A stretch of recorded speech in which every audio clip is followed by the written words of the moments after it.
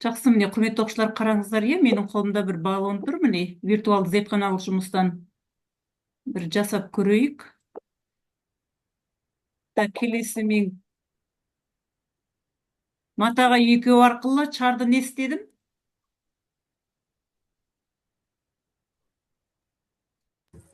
Сіз шарды электр зарядымен оқылап, оны электризовать еттіңіз. Яғни денелерді екеу әдісі арқылы мен қайттым, шарды зарядтап алдым, не? Енді шарды мен мына жаққа апарсам, келесі зарядтар қайтып тұр? Одан қашып тұр, себебі олардың бір-біріне аттас заряд болып тұр. Аттас зарядтар, екеуі де минус зарядтар, аттас зарядтар. Ал былай апарып қоя берсем, шардан о тартып алады.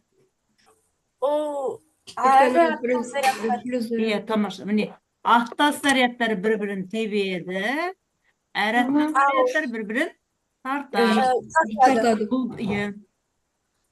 Бізде зарядтың екі түрі, немесе екі тегі деп айтамыз, Тамаша. Енді келесін көріп жіберейік. Келесі экран ашылды ма? Ашылып жатыр. Бір адам тұр, міне? Бір адам. Есікті қалан деп тұр ма? Мен не істеп жатырмын?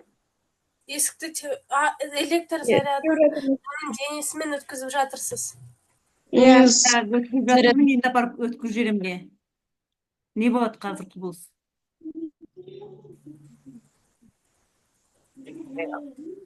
Электр заряды оның денесінен, оның қолымен есікке қарай беріліп кетті.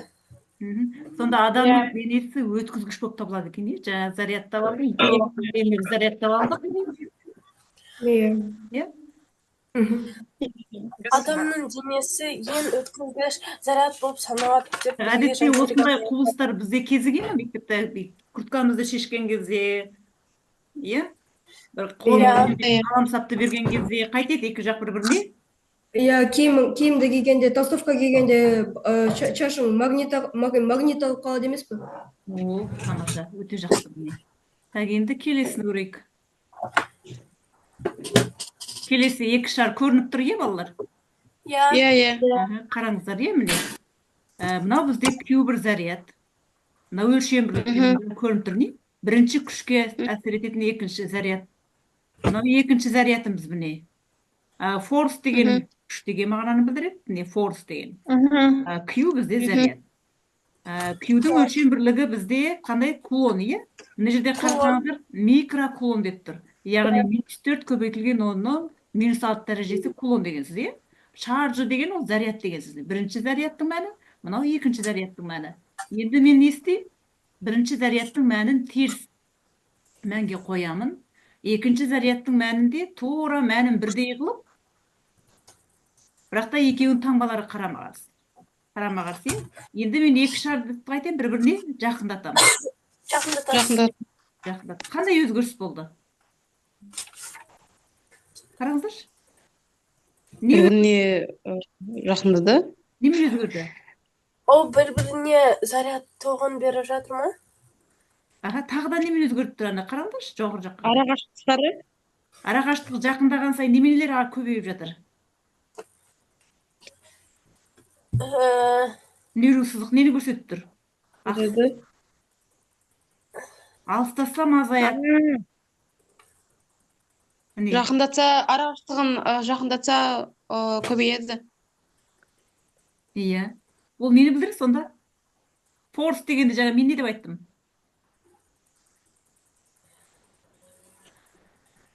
Не деп айттым жаңа?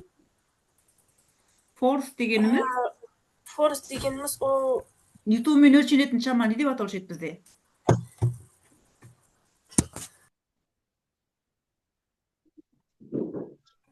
Динамометрмен өлшейтін шама, физикалық шама не деп аталады? F-пен беріледі.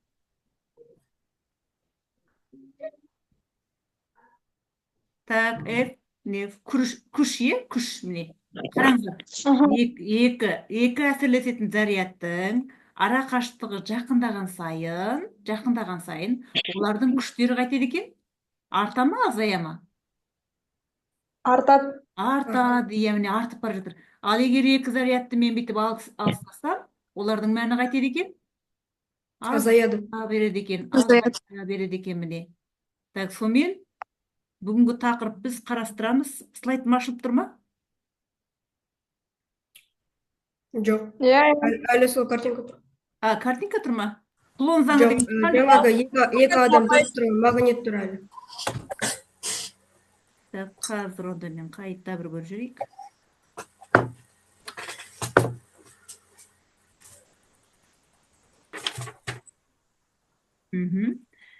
Жақсы, міне қараңыздар. Яғни Кулон заңын ойлап тапты, екі заряд өзара әсерлескен кезде зарядтарының көбейтіндісі сол күшке тура пропорционал болады да, арақашықтықтың квадратына кері пропорционал болады дедік. Жаңа сіздер байқағандай, жаңа фетикаларда көрдік қой, арақашықтықты алыстаған сайын күштер қайта әлсіреп отырды. Мына жерде К дегеніміз ол не? Қараңыздар, міне К дегеніміз ол пропорционалдық коэффициент, Кулон тұрақтысы деп аталады міне. Оның шамасы тұрақты, 9 көбейтілген, оның 9 дәрежесі. Ара қашықтығы кәдімгі метрмен өлшенеді. Q1, Q2 дегеніміз ол әсерлесуші екі зарядтың шамасы болады. Олардың өлшем бірлігі кулонға тең екен. Енді келесі бір әсерлесу кезінде белгілі бір ортаға байланысты болады, ол яғни вакуумде болуы мүмкін, немесе белгілі бір ортада болуы мүмкін, Оның үшін пропорционалдық коэффициентті анықтау үшін біз мына формуланы қолдандық. Қараңыздар, 1 бөлінген 4 пи эпсилон 0 деп.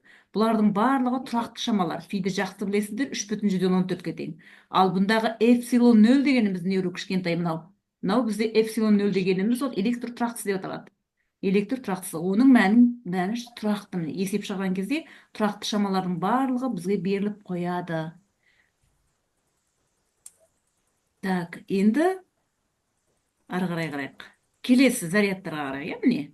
Мына екі заряд қайтеді бір-бірін? Тартады. Аттас зарядтар ма, әлде әраттас зарядтар ма? Әраттас зарядтар. Әраттас не? Ал міне екеуі? Олар бір-бірін қайтеді? Теріс. Тебеді. Теріс тебеді, дұрыс айтасыздар, міне. Екеуі ұқсамай тұр ма? Әраттас зарядтар. Әраттас зарядтар бір-бірін тартады деген сөз. Ал аттас зарядтар қайтеді? Бір-бірін тебеді.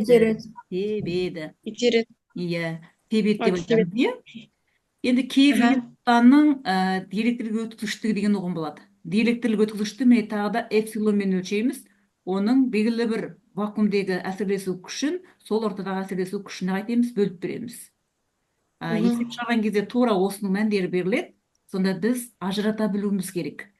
Қайсы вакуум үшін, қайсы орта үшін.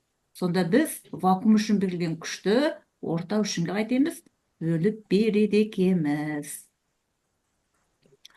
Жақсы, енді ары қарай келесі бір сәйкестендіру ойынын бір көріп жіберейік, қараңыздар.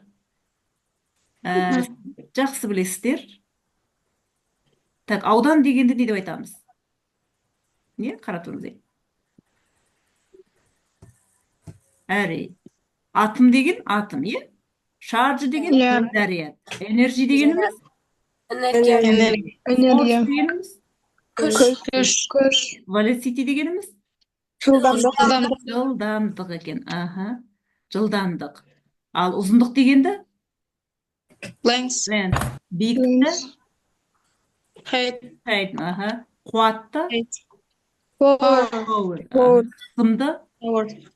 Pressure. Дегеніміз тамаша. Өте жақсы, терминдерді осылай біліп алайық. Енді қараңыздар, келесі есептер шығарайық. Есептерді мен түсіндіріп өтеміз, соның артынан дәптерімізге жазамыз. Қараңыздар, міне. Бір-бірінен 3 сантиметр қашықтықта тұрған әр қайсы 10 нанокулон болатын екі зарядқа қандай күштер әсерлеседі дейді. Онда біз бірінші мына нанокулонды неге айландырып аламыз? Кулонға айландырып аламыз, Қараңыздар, енді бірге талдап жіберейік.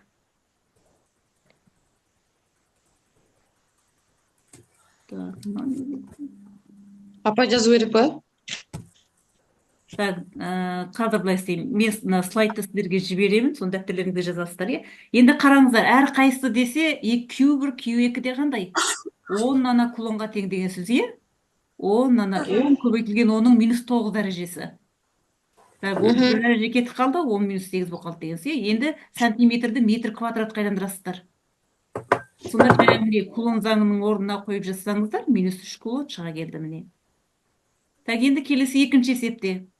1 микрокулон және 10 нанокулон екі заряд 9 миллиньютон күшпен әсерлесе, ол қандай қашықтықта әсер етеді деп тұр. Онда жаңағы формуланы қайтеміз, түрлендіреміз. Міне. Ер арақашықтық табу үшін мына формуланы жаттап алыңыздар. Бұл қосымша туынды формула деп аталады, негізгі формуладан шығып отыр. Енді ары қарай келесін жазыңыздаршы мына жерде. Арақашықтығы 20 сантиметр деп берілген, бірден жазылып тұр міне. Маған жазыңыздар мына жерге формуланы. Так, кім жазады? Кәусар жазасың ба?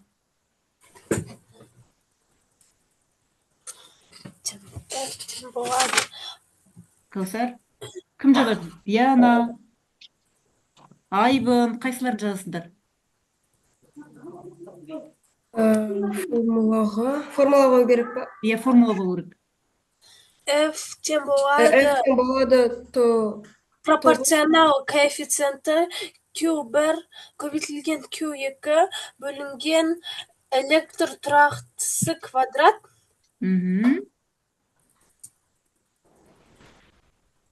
Қайсыңдар қазір?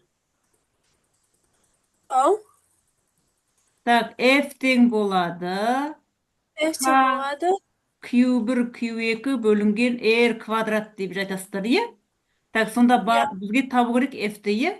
Мына екеуін К-ның мәніне көбейтіп, R квадраттың арақашықтығын қайтеміз, бөліп береміз. Бөліп береді екенбіз, иә? Так, жақсы, енді құрметті оқушылар, алдыңғы сабақта қалдағасыздар. Жансерік ағайларың білейін, мен курс неге кеткенде. Енді қазір сіздерден мынандай сұрақ. Сонымен зарядтың өлшем бірлігі қандай болды? Зарядтың өлшем бірлігі кулон